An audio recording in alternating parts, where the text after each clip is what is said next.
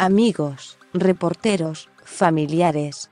Es hora de que todos los periodistas consideremos desligarnos de lo que sucede a diario en Twitter, la red social más nociva del mundo. No tienes que renunciar a ella por completo, pues eso es imposible en el negocio actual de las noticias. Mejor publica menos e investiga más.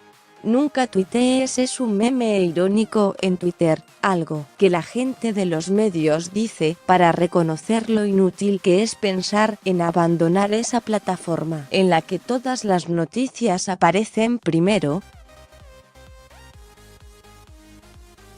Quiero sugerir otro significado. Nunca tuitees debe ser una aspiración, un paso necesario hacia mejorar la relación entre los medios y el mundo digital. Desde luego, adopté este complejo de superioridad porque acabamos de vivir una semana terrible en Internet.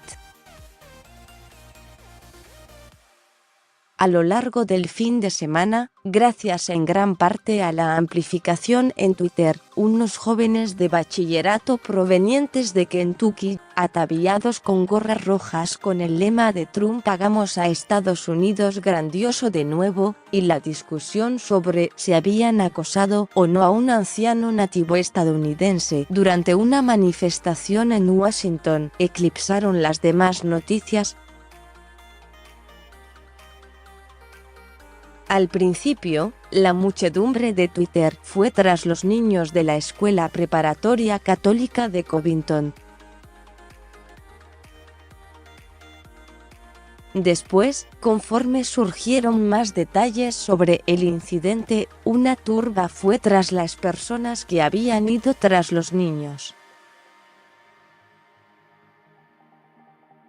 Nadie ganó. Al final todo el asunto se trató de poco más que un escándalo partidista y divisorio. Tan solo fue otro fin de semana en Twitter. Sin embargo, en sus altibajos, la historia sobre Covington dejó clara una cosa. Twitter está afectando al periodismo estadounidense.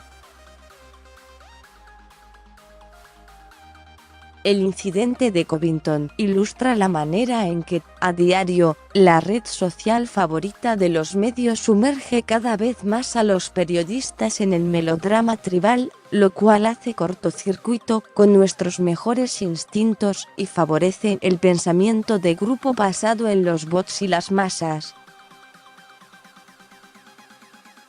Durante este proceso, se ayuda a aumentar los estereotipos más dañinos de nuestra profesión. En vez de volverlos cronistas curiosos e intelectualmente honestos de los asuntos de la humanidad, Twitter constantemente convierte a muchas personas de los medios, me incluyo, en bots irracionales de la indignación que reaccionan por instinto después de adoptar tal o cual causa llena de etiquetas, misivas presidenciales mal escritas o campañas de información dirigida. Sin embargo, Twitter no solo arruina la imagen de los medios, también sesga nuestro periodismo. Todos los elementos de la interfaz de Twitter fomentan una mentalidad que se opone a la indagación periodística. Favorece la forma por encima del contenido y los argumentos baratos por encima del debate razonado mientras reduce el alcance temporal de la prensa. En la ráfaga inicial de indignación sobre los niños de Covington, antes de que se dieran a conocer más detalles, muchos en los medios, quienes desde entonces han confesado que debieron esperar un poco más, se enfrascaron en la riña. Dijeron cosas que no debieron. Ignoraron las ideas más mesuradas, frías y discrepantes, pues la ola de resentimiento en Twitter nos vuelve estrechos de miras y desalienta la empatía. Nunca hay tiempo para esperar antes de lanzar tus opiniones. El miedo de quedarte atrás, la sensibilidad principal de esa red social, requiere que todos den su opinión antes de que se sepa gran cosa, porque para cuando surge más información, Twitter ya habrá pasado a otro asunto. No me interesa argumentar sobre los sucesos relacionados con los niños de Covington. He leído y visto por lo menos media decena de recuentos, y, en medio de la densa neblina de los vídeos capturados por móviles, no estoy seguro de qué pasó exactamente. La historia parece bastante complicada para dedicarle un análisis cuidadoso, pero no es de sorprender que nadie la haya examinado como es debido en los pocos momentos que revisé Twitter el pasado fin de semana. Confieso que cuando vi el video de un adolescente sonriente que veía con desprecio a un anciano que tocaba un tambor, yo también me sentí indignado. Mis ideas políticas me sesgaron en contra de los jóvenes, así como algo en su engreimiento y certidumbre, parece que imitaban el movimiento de un hacha con la mano y lucían gorras para demostrar su apoyo a un presidente racista. Confirmó todo lo que pensaba sobre la fealdad de nuestra época trumpiana. En el pasado, habría acompañado a los demás en los medios que no pudieron contener su indignación.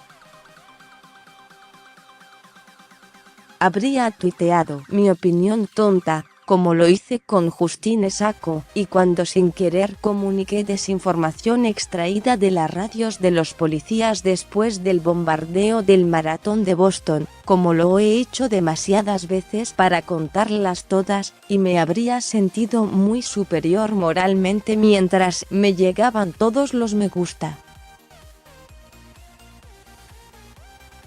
La única razón por la que no me convertí en un payaso esta vez es porque he reducido significativamente la cantidad de tiempo que paso en Twitter y, además de promover mis propios artículos y comunicarme con mis lectores, ya casi nunca tuiteo sobre las noticias.